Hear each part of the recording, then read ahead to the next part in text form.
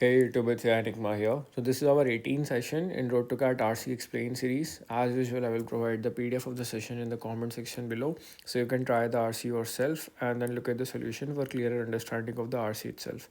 Now, without wasting any time, let's hop right onto the RC. The Enlightenment has been celebrated as a liberation from superstition and tyranny, a burst of reasons and progress that swept away the cobwebs of tradition and ushered into the modern world. Author goes on to say कि the enlightenment जो है it can be anything something which is called as enlightenment उसको celebrate करा गया है as a liberation from superstition कि आप enlightenment जो है एक पॉजिटिव थिंग है because it is being celebrated because it liberates us यानी हमको फ्री करता है सुपरस्टिशन से अंधविश्वास से और टिरनी से टिरनी मतलब बेसिकली तानाशाही से हमको फ्री करता है a burst of reason and progress ये एक बर्स्ट ऑफ रीजन है ये एक प्रोग्रेस है that has swept away the cobwebs of tradition and ushered in the modern world जिसने कॉबवेब्स ऑफ ट्रेडिशन जो थे कॉबवेब्स मतलब एक नेगेटिव कोनोटेशन में इस्तेमाल करा है यहाँ पर ट्रेडिशन को जैसे कि जो मकड़ी के जाले रहते हैं that's the author's conveying of this matter कि it has swept away the cobwebs of tradition जो कॉबवेब्स थे ट्रेडिशन के उनको हटा दिया है और हमको एक नए वर्ल्ड के अंदर अशर करा है यहाँ पर इमीडिएटली ऑथर ये बोल रहा है कि एनलाइटमेंट को ऐसे तरह से सेलिब्रेट करा जाता है बट यानी अब ऑथर जो है वो अपनी टोन ले रहा है but there is a darker side of the enlightenment a side that is less often remembered and less often celebrated author then goes on to say कि एनलाइटनमेंट के अंदर एक डार्कर साइड भी है जिसको लेस ऑफन रिमेंबर करा जाता है और लेस ऑफन सेलिब्रेट करा जाता है so immediately we can see that the topic of discussion in definitely you can say enlightenment है an author goes on to say कि इसको ऑल दो पॉजिटिव वे के अंदर लिया जाता है but it's not positive itself उसको सेलिब्रेट करा जा सकता है as you can say liberation of superstition and tyranny a burst of reason in progress जिसने कॉबवेब्स को हटा दिया ट्रेडिशंस को लाइक कॉबवेब्स ऑफ ट्रेडिशन से उनको हटा दिया और हमको असर करा एक नए मॉडल वर्ल्ड के अंदर but it's not you can से the all that is positive उसके अंदर एक डार्कर साइड भी है ये ऑथर का टेक है so maybe the passage would be about negatives of the enlightenment ये हमको समझ में आता है this is the side that was obsess with power अब यहाँ पर ऑथर अपना स्टांस लेता है कि ये साइड नेगेटिव साइड या फिर डार्क साइड जो थी this was obsess with power that exalted reason to the point of fanaticism and that was blind to the limits of human nature author then goes on to say कि जो dark side थी of enlightenment this was obsess with power ये power से बहुत ज़्यादा obsess थी to the point of fanaticism fanatism मतलब fanatic की तरह एक फेनाटिक जो कि एक्सट्रीमिस्ट होता है उस तरह से इनका लाइक डार्क साइड के अंदर ऑब्सेशन था इनका पावर के साथ and that was blind to the limits of human nature जो कि ह्यूमन नेचर की लिमिट्स को नहीं देख सकती थी मतलब ये ब्लाइंड थी इस चीज़ को देखने के लिए कि they are obviously limits to human nature at the heart of the enlightenment was a belief in progress a belief that human beings could use their reason to improve themselves and the society और इस progress के अंदर heart of the enlightenment जो था वो किसके ऊपर based था ये एक बिलीफ था like heart of the enlightenment was based on a belief in progress एक ऐसा बिलीफ कि ह्यूमन जो है कुछ भी कर सकते हैं लाइक अपनी रीजंस का इस्तेमाल कर सकते हैं जिसके कारण वो सोसाइटीज़ को इम्प्रूव कर सकें that was their belief but this belief was based on a naive and dangerous assumption, the assumption that reason is always a force for good. और ये author Bhoj on to say कि ये आपने जो believe सोचा था ना ये आपने जो बिलीव सोचा था कि रीजन से humans like let me break it down one by bit जिसके कारण समझ में आए first thing is that author goes on to say कि डार्क साइड जो है पहला चीज़ ऑथर ये बोल सकता है कि they were obsess with power dark side के अंदर author goes on to say कि देवर ऑब्सेस विद पावर और जहाँ पर ऑथर गोज ऑन टू थे कि ये लिमिट्स ऑफ ह्यूमन नेचर को समझते नहीं थे फिर author goes on to say कि they had a belief in progress author उसके बाद बताता है कि उन लोगों का एक बिलीफ था किसके अंदर प्रोग्रेस के अंदर और ये जो बिलीफ था ये इस बात के ऊपर बेस्ड था कि ह्यूमंस जो है वो रीजनिंग को इस्तेमाल करके इम्प्रूव कर सकते हैं खुद को और सोसाइटी को which means human can improve themselves in the society but ये जो रीजनिंग थी यू कैन से कि ह्यूमन रीजन का इस्तेमाल करके खुद को इम्प्रूव कर सकते थे सोसाइटी को इम्प्रूव कर सकते थे ये एक फॉल्स अजम्पशन पे बेस्ड थी author goes on to say कि एक फॉल्स अजम्पशन के ऊपर बेस्ड थी कि रीजनिंग हमेशा सही कामों के लिए इस्तेमाल करी जाती है that is the author's take here in reality reason is a double edge word reality में क्या है रीजनिंग जो है वो डबल एच वर्ड है capable of both good and evil which means ये रीजनिंग जो हम सोचते थे केवल जो पॉजिटिव है it is not always positive ये सही चीज़ भी कर सकती है, गलत भी कर सकती है। It can be use to liberate and to oppress. उसको लिबरेट करने के लिए भी इस्तेमाल करा जा सकता है और ऑप्रेस करने के लिए इस्तेमाल करा जा सकता है। To create and destroy, to create something और destroy something. The enlightenment did not recognise this fact and result it become a instrument power. और इनलाइटनमेंट ने इस फैक्ट को रिकॉग्नाइज नहीं करा and that's why it became a instrument of power, IOP। So what do we get from the whole passage itself? Passage जो है start करता है कि इनलाइटनमेंट को एक पॉजिटिव इमेज बनाता है कि कैसे इनलाइटनमेंट को सेलिब्रेट करा जाता है। Then author goes on to a negative tone और ऑथर सेड कि इसकी एक डार्क साइड भी है। डार्क साइड क्या है कि लोग जो हैं वो बहुत ज़्यादा ऑब्सेस्ड हैं किससे, पावर से, टू द एक्सटेंट ऑफ फैनाटिज्म। मतलब यू कैन से बहुत ज़्यादा एक्सट्रीम लेवल से लोग पावर से ऑब्सेस्ड हैं और वो लिमिट्स ऑफ ह्यूमन नेचर को नहीं देखना चाहते।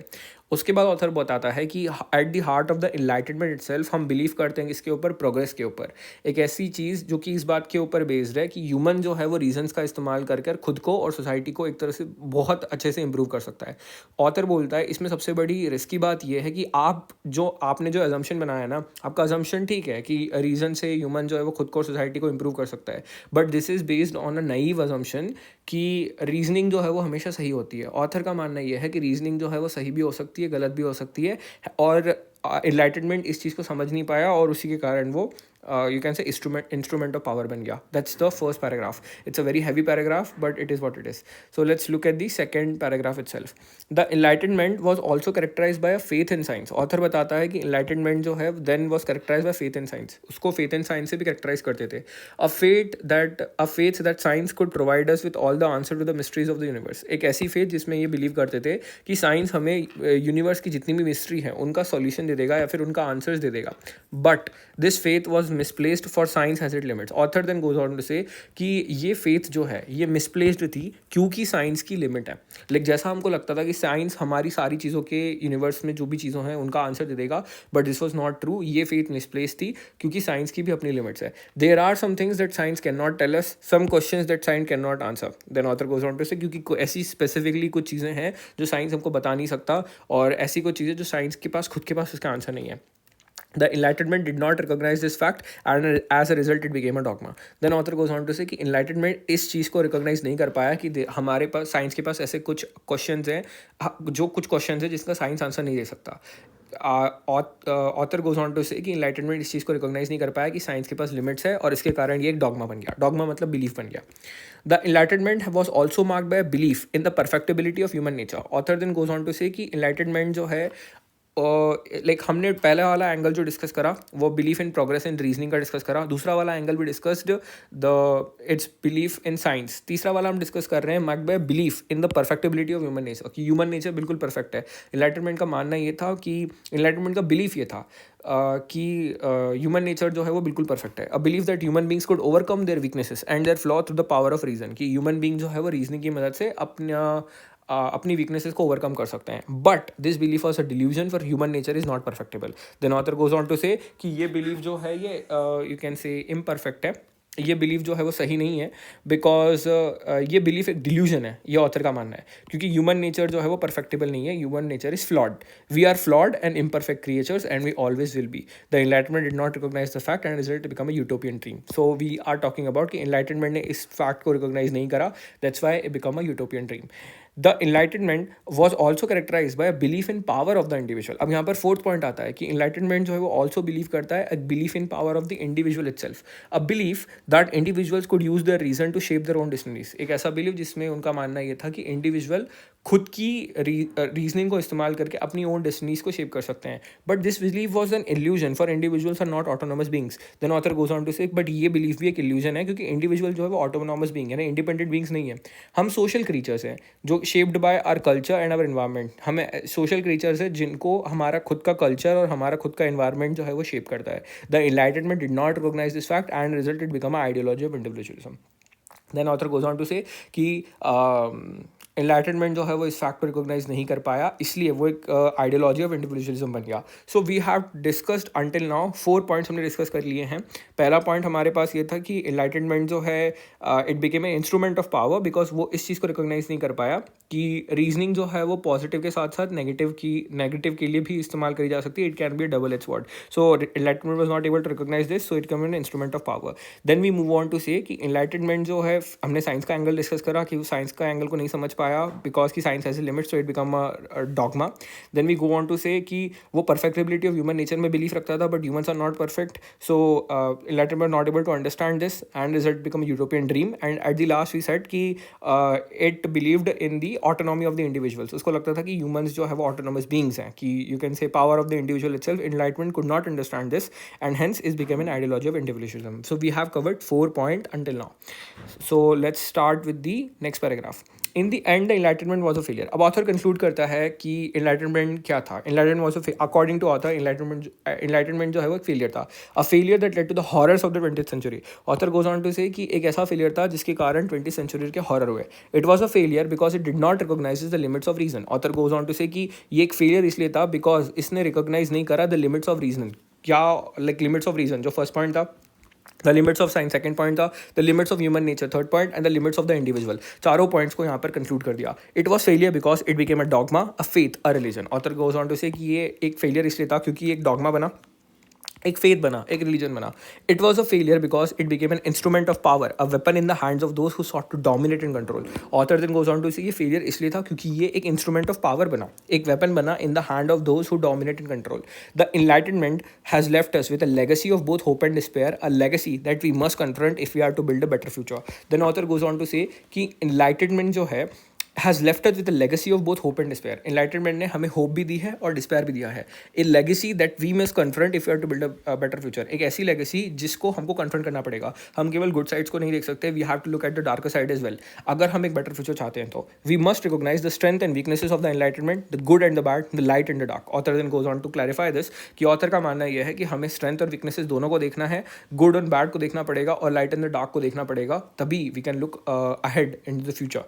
Only then can we move beyond the enlightenment, beyond the dogma and the ideologies, and to build a truly human world. और उसी के बाद अगर हम स्ट्रेंथ एंड वीकनेस को देखेंगे तभी हम एक ट्रूली ह्यूमन वर्ल्ड बिल्ड कर पाएंगे और हम डॉगमास और आइडियोलॉजीज के परे जा पाएंगे. This is the whole crux of the passage itself. So let's look at the questions now. With which of the following would the author agree the most. इन चारों पॉइंट में से ऐसा कौन सा पॉइंट है जिसके साथ ऑथर सबसे ज़्यादा एग्री करेगा. Enlightenment does not offer true liberation from the shackles of belief and injustice. Author would agree to this point a little bit because if you look at the passage itself, we start with this line itself, isn't it? कि the enlightenment जो है उसको celebrate करा गया as a liberation from superstition and tyranny. माना जाता था कि वो हमको लिबरेट करेगा सुपरस्टिशन एंड टेरनी से, एक पॉजिटिव फोर्स की तरह ट्रीट करते थे.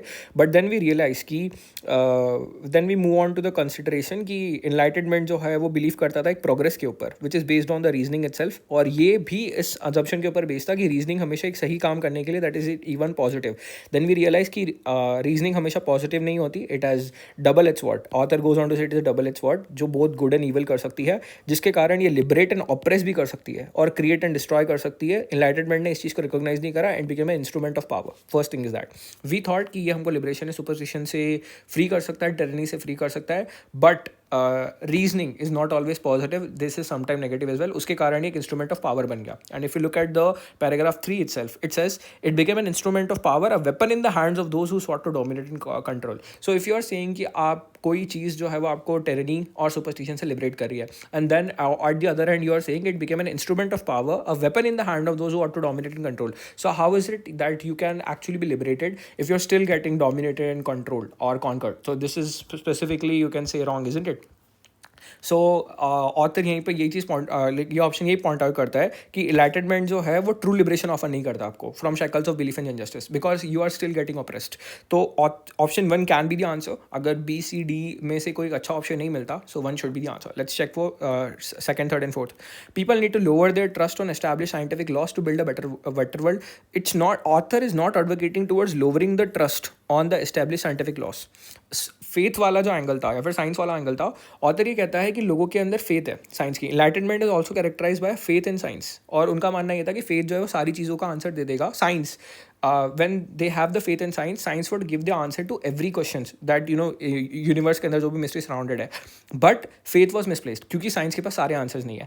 That was the author's take कि साइंस के पास सारे आंसर्स नहीं है, साइंस के पास लिमिट है. That doesn't mean कि like वो एडवोकेट कर रहा है पीपल को कि आप लोअर करो अपना ट्रस्ट एस्टैब्लिश साइंटिफिक लॉ के अंदर. तो this is inherently wrong in itself. Has 2 is not the answer. Rationalism can overpower superstitious thinking to lead an ethical and useful life. Now this is the traditional, ये तो पूरा traditional critic हो गया अगर आप ध्यान से देखोगे तो ऑथर हमारे पास फर्स्ट पॉइंट में ये बताता है कि रीजनिंग जो है वह डबल एज स्वॉर्ड है. रैशनलिज्म को यहाँ पर you can call its reasoning as well. You can call it reasoning. Author goes on to say कि reasoning जो है वो if we remember the first passage itself कि ये बहुत double edged sword है. It is capable of both good and evil. ये liberate भी कर सकती है और oppress भी कर सकती है. It is able to create and destroy as well. तो author agree करता है कि it can overpower superstition. तो author बोलता है कि overpower कर सकती है superstition को, but वो vehemently disagree करता है कि ये necessary lead करेगी and ethical and useful life. If you go back to paragraph 1 itself, it says कि here it is. But this belief was based on a naive and dangerous assumption, the assumption that reason is always force for good. ये गलत है कि reasoning जो है वो हमेशा force of good ही होता है. In reality the reasoning is a double edge sword capable of both good and evil. It can be used to liberate and oppress, create and destroy. The enlightment did not recognise this fact and it become a instrument of power itself. तो author definitely ये चीज़ को advocate नहीं कर रहा कि rationalism over power भी एक नेगेटिव वर्ड है. देखा जाए तो रेशनलिज्म ओवर पावर कर सकता है सुपरस्टिशन को thinking, but it doesn't let necessarily to an ethical and useful life. ऐसा नहीं है कि वो एथिकल एंड यूजफुल लाइफ के लिए रिस्पॉन्सिबल होगा. So third is not the option. There should always be some irrational and mythical component to our civilization. Immediately I will say author is not advocating toward irrationality. पहली बात तो ये author कहीं भी ये नहीं बोलता कि हमें इरैशनलिटी की तरफ भागने की ज़रूरत है. It's not specifically based on to that. तो ये चीज़ भी गलत है. और मिथिकल कंपोनेंट, इस मिस्टीरियस कंपोनेंट, ऐसी चीज़ जो हम समझ नहीं सकते, ये भी थोड़ा you can say which is might too different. और if you are going on to this, author हमारे पास ये बोलता है कि एनलाइटमेंट जो है वो इतना रैशनल नहीं था. If you go on to this, yes, look at there. Author goes on to say, but this faith was misplaced on science. There are some things that science cannot tell us. Some questions about science cannot answer. The Enlightenment did not recognize and it's become a dogma. That's the thing. कि कोई चीज़ें हैं जो हम understand नहीं करते. So that becomes a dogma itself. और then author goes on to the last line itself and this says, we must recognize the strength and weaknesses of the Enlightenment, the good and the bad, the light and the dark. Only then can we move beyond the Enlightenment, beyond the dogma, the ideologies to build a truly human world. That's the author's take here. कि हमको उसकी limits recognize करनी पड़ेगी. Reasoning की एक limits है. He is saying आप reasoning के basis के ऊपर सब कुछ solve नहीं कर सकते. There are clearly limits. कभी कभी आपकी reasoning, आपके beliefs जो हैं वो dogma के अंदर convert हो जाएंगे. So you need to move beyond dogma. You have to move beyond, you can say, ideologies as well. But he is not saying कि reasoning गलत है. He is saying the way you are looking at reasoning, you need a better reasoning. It's not like कि आप reasoning ही गलत है. Author goes on to say कि reasoning is double-edged sword है. It has positive, it has negative. So you need to look at the positive angle, but you need to also look at the negative angles as well. ये author का take है. So author is not saying कि आप rational हो जाओ. Author is saying कि you should look at reasoning with a better way. बहुत दूसरी तरीके से देखो reasoning को. So definitely one should be the answer to this question number 1. As per the passage, all of the following inferences are likely to be invalid, this is negative, about those who subscribe to the ideals of enlightenment except, that is negative. So negative becomes a positive. So we have to look for something which is being in line or in sync with the passage itself. Those who adhere to the ideals of enlightenment do not have any room for belief or superstition in their mind. It's not specifically like that. ऐसा नहीं है कि ऐसे लोग जो adhere करते हैं ideas of enlightenment के अंदर और उनके पास बिलीफ और सुपरस्टिशन इन देयर माइंड नहीं होते. अगर ऐसा होता तो there would be no space for dogma itself. Author हमारे पास सेकंड पैराग्राफ इटसेल्फ कहता है कि enlightenment did not recognise this fact. वो फेथ के अंदर, साइंस के अंदर लोग बिलीव करते थे, बट कहीं ना कहीं उनकी फेथ जो है वो मिसप्लेस थी बिकॉज साइंस के पास सारे आंसर्स नहीं है. So it became a dogma. So अगर कोई चीज़ डॉगमा बन रही है, सो हाउ इज़ दैट कि आप यू आर सेइंग कि do not have any room for belief और सुपरस्टिशंस. व्हाट अकर्ड कि एक जो आपका रीजनिंग थी वो चेंज होकर दूसरी रीजनिंग बन गई. That is itself, isn't it? So first is definitely not the answer. Those who adhere to the ideas of environment are most likely to misuse और misapply, are most unlikely to misuse और misapply the power of science. This is also wrong. ऐसा होता नहीं बोलता कि ऐसे लोग जो साइंस के ऊपर बेसिकली क्या कह सकते हैं, पावर ऑफ साइंस को जानते हैं, वो are most unlikely to misuse और misapply the power of science. This is blatantly wrong. ऐसा भी नहीं ऑथर कहीं पे बोल रहा है कि this is not even mentioned here. इसको अपन ड्रॉ भी नहीं कर सकते. So question number 2 is definitely not the answer. Those who adhere to the ideals of enlightenment can not admit defeat in competition of any kind और race. They defeat, can not admit defeat. This is specifically not the angle which is discussed here. हमको ये भी नहीं पता कि किस तरह के डिफीट के बारे में बात कर रहे हैं. सो 3 can not also. This is something which is you can से आउट ऑफ स्कोप. हम नहीं बता सकते कि इस डिफीट किस रेफरेंस में है. Those who adhere to the ideas of enlightment are not automatically empowered to take charge of their own life. Exactly. Author यहाँ पर ऑटोनॉमी के बारे में बात करता है. If you remember it clearly that here it is, या यहाँ पर है. The Enlightenment was also characterized by belief in the power of the individual, a belief that individuals could use their reason to shape their own destinies. But the belief was an illusion, for individuals are not autonomous being. We are not autonomous being. हम social being है जिसके कारण हम खुद autonomous being है. We are not independent. So if you are saying that those who adhere to the ideals of enlightenment are not automatically empowered to take charge of their own life. Yes, exactly, because we are not you can say autonomous itself. तो question number 2 का answer जो है वो fourth option हो जाएगा. Obviously like question number second जो है like option जो सेकंड है, I am saying specifically we have not been mentioned in the whole paragraph itself कि ऐसे लोग जो आइडियाज ऑफ एनलाइटनमेंट के अंदर बिलीव करते हैं are more unlikely to misapply the power of science, कि वो पावर ऑफ साइंस को कहीं पे मिस अप्लाई करेंगे. ऐसा मोस्ट अनलाइकली, ऐसा कहीं पर भी मेंशन नहीं है. तो specifically 2 is also not the answer and 4th is the answer to this question. Now let's get question number 3. Which of the following option has not been answered either explicitly or implicitly in the given passage? Which means ऐसे कौन सा question है जिसको हम answer नहीं reduce कर सकते. Let's check. Who are likely to have been the opponents of enlightenment? अब enlightenment के opponents कौन कौन से हो सकते हैं? कौन हो सकता है opponent of enlightenment itself? So if you look at the paragraph 1 itself, it said that the enlightenment has been celebrated as a liberation from superstition and tyranny, a burst of reason and progress that swept away the cobwebs of tradition ushered in the modern world. Author goes on to say कि enlightenment को celebrate करा जाता है as a liberation from superstition and tyranny, कि जो superstition में believe रखते हैं या फिर tyranny में believe करते हैं, enlightenment जो है वो उन सब चीज़ों को liberate करता है. Like a person who believe in superstition, a person who are in tyranny, और superstition and tyranny in general को liberate करने का काम enlightenment का रहता है, because it is a burst of reason and a progress that swept away the cobwebs of tradition. So those person जो कि liberation and superstition and tyranny के who will believe in superstition and tyranny, they would be direct opponent towards enlightenment, isn't it? तो यहाँ पर हम इसको infer कर सकते हैं. This can be inferred, hence it's not the answer. How did the enlightenment impact the lives of the people? So ये चीज़ तो definitely mentioned है. If you look at the option itself कि enlightenment ने कैसे लोगों की life को impact करा. If you go back to here, you will see, just a second. Enlightenment left us with a legacy of both hope and despair. Author यहाँ पर mention करता है, but उसके पहले यहाँ पर here look at this. It was a failure because it became a dogma, a faith, a religion. It was a failure because it became an instrument of power, a weapon in the hands of those who sought to dominate and control. So this became like enlightenment become a weapon to those of, you can say, ऐसे लोगों के हाथ में गया जिसके कारण उन्होंने dominate करा और कंट्रोल करा. सो डेफिनेटली यू कैन से ये हमको ये भी बताता है कि उन्होंने कैसे इम्पैक्ट करा lives of the people को.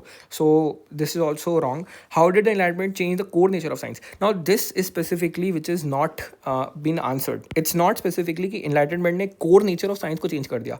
core nature of science का मतलब होता है उसने fundamental of the science को change कर दिया. It's not specifically related to that. It has not changed the fundamental of science.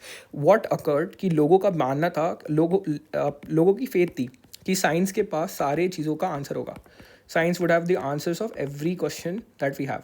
Enlightenment did not recognize this कि ऐसा नहीं है. This is not true. And then author goes on to say कि ऐसा नहीं है. तो it's not specifically कि enlightenment जो है वो change करता है core you can say nature of science. Enlightenment core nature of science को change नहीं कर रहा है. Hence this is the answer. Let's look at the fourth option as well to further clarify. How should the enlightenment not be used by humanity? अब humanity को ऐसा क्या नहीं करना चाहिए, एनलाइटमेंट को कैसे इस्तेमाल नहीं करना चाहिए. So if you look at the last passage itself, author goes on to say legacy of both hope and despair. It has left us with the hope and despair, a legacy that we must confront if we are built to a better future. We must recognize the strength and weaknesses of the enlightenment. Author बोलता है कि हमें strength and weaknesses को basically recognize करना चाहिए, good and bad को recognize करना चाहिए और light and dark को recognize करना चाहिए, तभी हम move कर पाएंगे enlightenment beyond the dogmas and the ideology and build a truly human world. So author definitely यहाँ पर advocate कर रहा है कि how should the enlightenment not be used by humanity. Humanity को केवल brighter aspect के बारे में नहीं देखना चाहिए, darker aspect के बारे में भी देखना चाहिए. So this has been explained. Hence the answer to this question becomes the third option. So let's look at the last question itself. Which of the following captures the main idea of the passage correctly? Main idea को कौन सा ऐसा option है जो correctly capture करता है? The Enlightenment movement has proved to be deeply detrimental to humans. Definitely कहा है ऑथर ने लास्ट पैसेज के अंदर कि enlightenment was a failure. Definite author बोलता है कि इनलाइटनमेंट जो एक फेलियर है, तो definitely it can be an option. Let's check for the even with its flaws and shortfalls the enlightenment has led to promising humanity. This is positive. ये बहुत ज़्यादा पॉजिटिव है. The whole tone of the paragraph itself और the whole you can say idea जो है, it's a whole lot negative, isn't it? So ये तो नहीं हो सकता. Question number option 3, the enlightenment with its flaws has marked humanity with several accolades. बहुत ज़्यादा you can say rewards तो ये भी नहीं है. This is also positive. This is also cannot be the answer. Fourth, to build a better world, human needs to embrace the enlightenment with caution. Now, between 1 and 4, if we are coming across with 1 and 4, immediately we see कि 1 भी answer हो सकता है and 4 भी answer हो सकता है. But if you look 1 closely, 1 हमको ये बोल रहा है prove to deeply detrimental. This is way extreme. बहुत ज़्यादा extreme है. This makes the option extreme. It's not specifically बहुत ज़्यादा deeply detrimental है humans के लिए. This has not been mentioned here. If you look at the last paragraph itself, the enlightenment was a failure that has led to horrors of 20th century. Although you may deduce कि यहाँ से deeply detrimental आ सकता है, but वो बहुत far stretch हो जाएगा. Because author goes on to say at the end कि it has given a legacy of both hope and despair. So you have to recognize कि हमारे hope का angle भी हमारे पास होना चाहिए. So hope का angle जो है वो केवल और केवल हमें fourth option दे रहा है. To build a better world, human need to embrace the enlightenment with caution itself. And this deeply detrimental makes it way extreme. So 1 is definitely not the option here, and 4 is the correct answer to the fourth question itself.